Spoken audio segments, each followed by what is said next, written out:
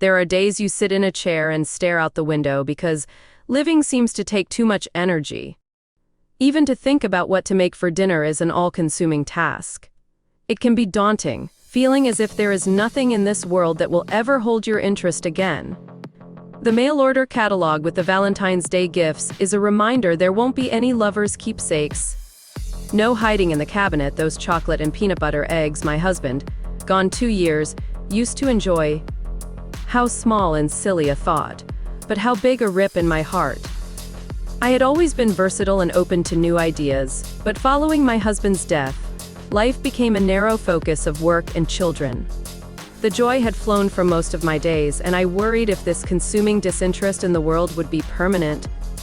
Time could move excruciatingly slow, and yet other days I couldn't account for the hours I'd lived through.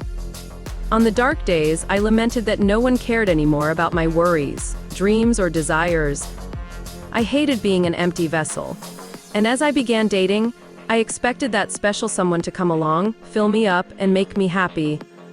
At that point, I mistakenly thought things would return to normal. I'd be my old self. Little did I know at the beginning of my grief journey, my old self was forever gone.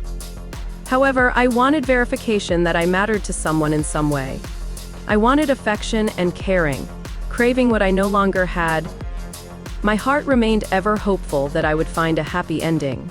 But due to some poor choices, I kept throwing myself on the rocks of dating disappointment.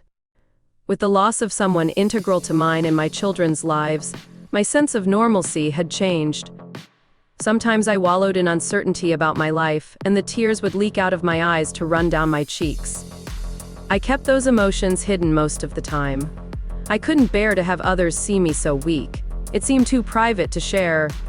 On rare occasions, I allowed myself to express my pain and anxiety. I wish now that I shared my grief more often. One day I awoke and realized my life had never been a shipwreck, and now was not the time to start.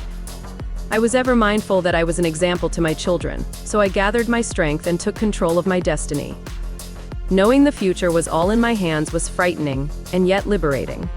Becoming myself once more wasn't an easy process, but a slow, methodical movement forward. I am no longer the woman I was, but then having gone through this journey, how could I expect, or want, to return to who I had been?